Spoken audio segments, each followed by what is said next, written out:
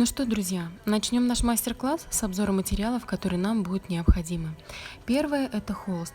Холст нас интересует на подрамнике. Холст на картоне нам не подходит. От воды он будет выгибаться и очень плохо себя вести.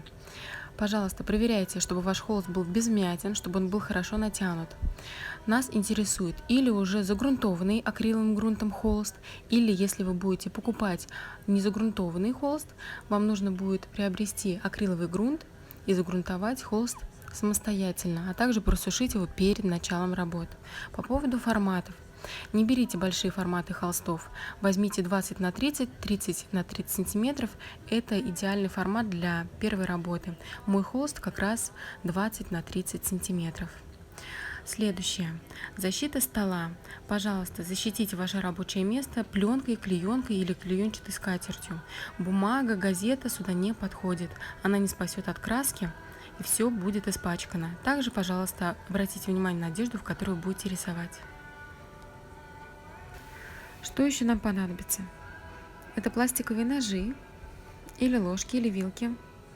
Бывают еще деревянные лопаточки узенькие. Они нам нужны для того, чтобы перемешивать краску. Я люблю использовать ножи, потому что ими очень удобно вмешивать, а этот момент очень принципиален. Но ничего страшного, если у вас ложки или вилки, вы будете вмешивать просто узенькой частью. Также нам нужна будет пипетка для творчества. Она нужна нам для того, чтобы капать силикон в нашу краску. Но если вы такую не найдете или не купите, ничего страшного, вы капнете силикон на глаз. Я свою пипетку купила на Озон. Также они продаются в магазинах для творчества. Силикон нам нужен для создания ячеек в нашей картине. У меня силикон вот такой фирмы, вы можете взять любой. Пожалуйста, не берите большой объем, потому что нам хватит буквально несколько капель на одну работу. Акриловая краска. Пожалуйста, заранее продумайте цветовую палитру вашей картины. Сегодня я буду рисовать 3 цветами на белом фоне. Какую краску взять? То, что вы видите, я могу смело рекомендовать. Это Кампус, Пибео, Виста Артиста и Маймори. Но вы, конечно, можете взять любую другую краску. С чем будем смешивать наши акриловые краски? Всю информацию вы прочитаете в описании к этому видео. Я же буду использовать клей ПВА, потому что он доступный и безопасный. Вы можете его использовать даже в работе с детками. Вы можете как вариант использовать акриловый лак на водной основе. Его тоже можно купить в строительном магазине. Последнее, что нам понадобится, это пластиковые стаканчики. И мы начинаем. Сейчас я буду смешивать акриловую краску с клеем ПВА. Я не соблюдаю четких пропорций и делаю это на глаз, потому что я уже знаю, какую консистенцию мне нужно получить. Но для вашего удобства я предлагаю использовать пропорцию 1 к 3. То есть вы берете одну часть краски и добавляете к ней примерно 3 части клея ПВА или акрилового лака, в зависимости от того, что вы будете использовать.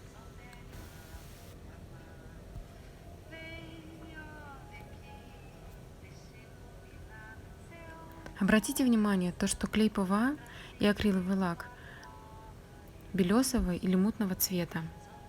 И кажется иногда то, что краски стали чуть менее насыщенными. Когда картина высохнет, насыщенность вернется, если вы соблюдали правильные пропорции.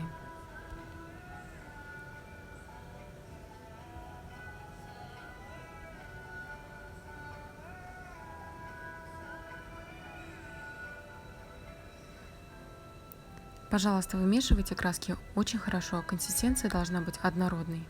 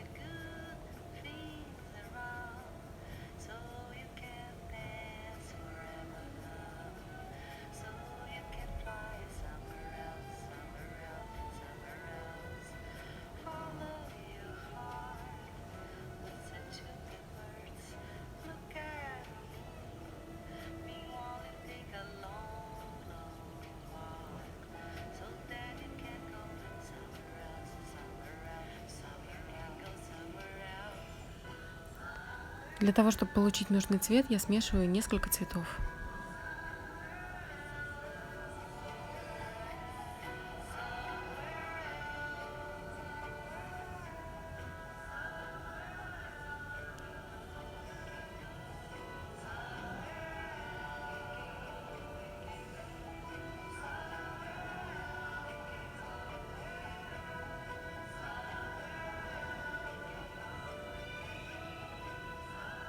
Уже после того, как я добилась нужного мне оттенка, я добавляю клей ПВА.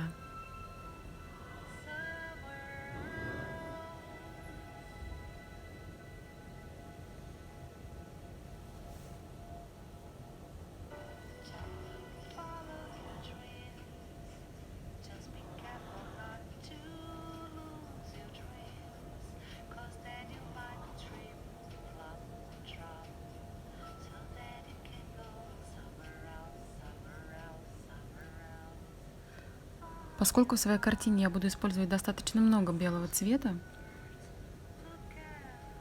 я развожу его в 2 раза больше.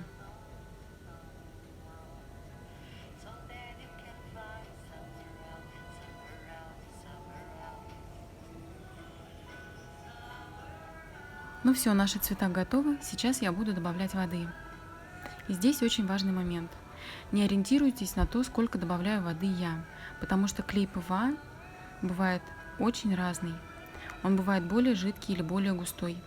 Смотрите, чтобы конечная консистенция была похожа на сироп. Она не должна быть слишком жидкой и слишком густой.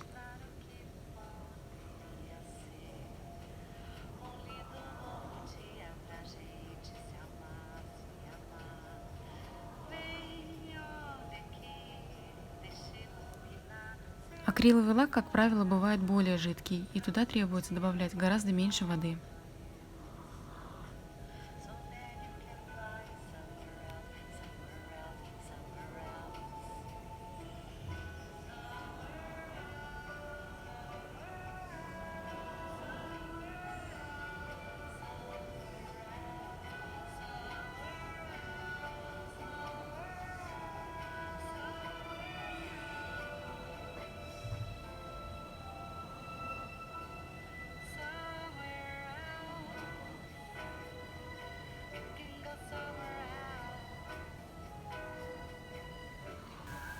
Если вам кажется, то, что вы развели слишком жидко краску или наоборот слишком густо, вы всегда можете добавить в нее либо воды, либо клея ПВА.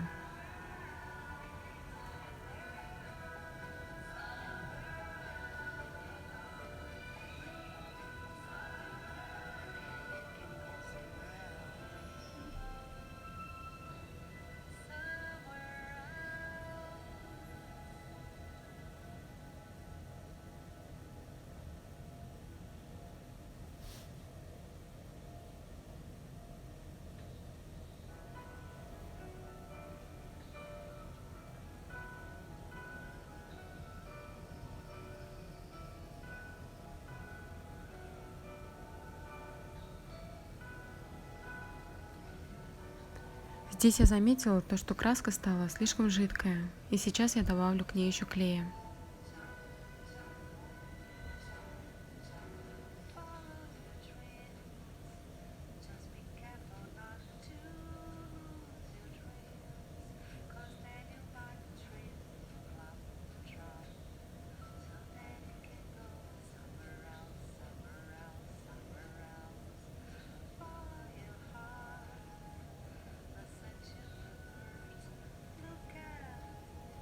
Сейчас я буду добавлять силикон в один цвет. Я добавлю его в черный цвет.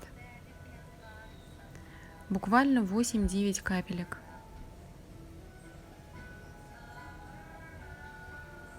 И очень хорошо перемешаем. Сейчас нам понадобится 2 чистых стаканчика, и мы будем лить туда краску, но не всю. Вы можете лить краску в произвольном порядке. Я буду делать в одном стаканчике по стеночке. Это один из вариантов. Во втором стакане я буду лить краску в середину.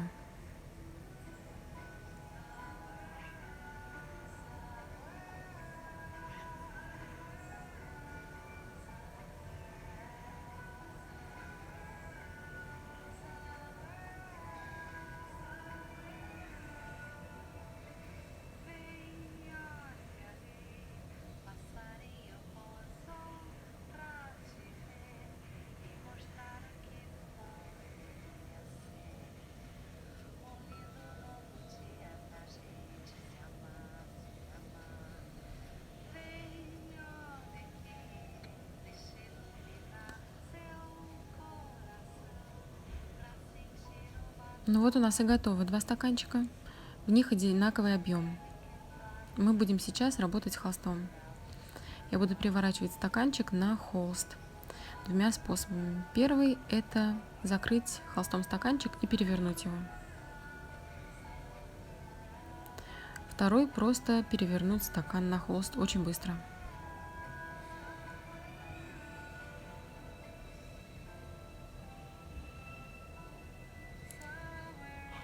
Остальное пространство я буду заливать белым цветом.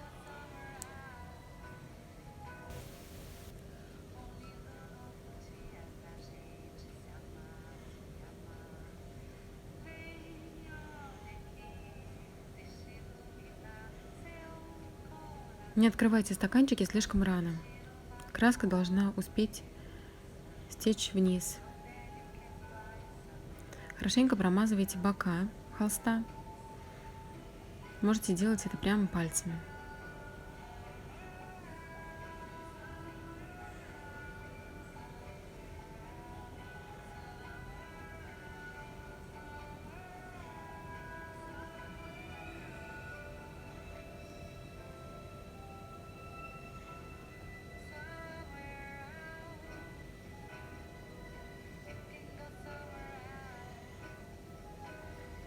Обратите внимание, то, что холст стоит на 2 подставочках. Это нужно для того, чтобы картина не прилипала к полиэтилену.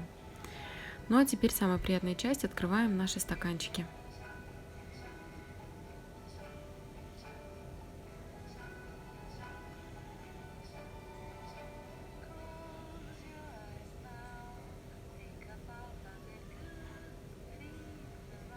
И начинаем произвольно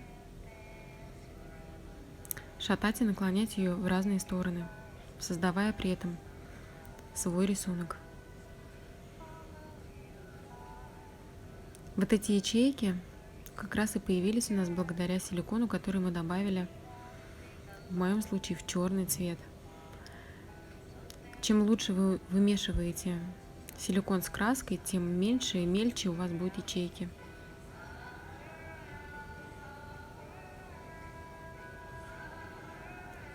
Если же вы хотите наоборот, чтобы они были покрупнее, тогда не вымешивайте их слишком сильно.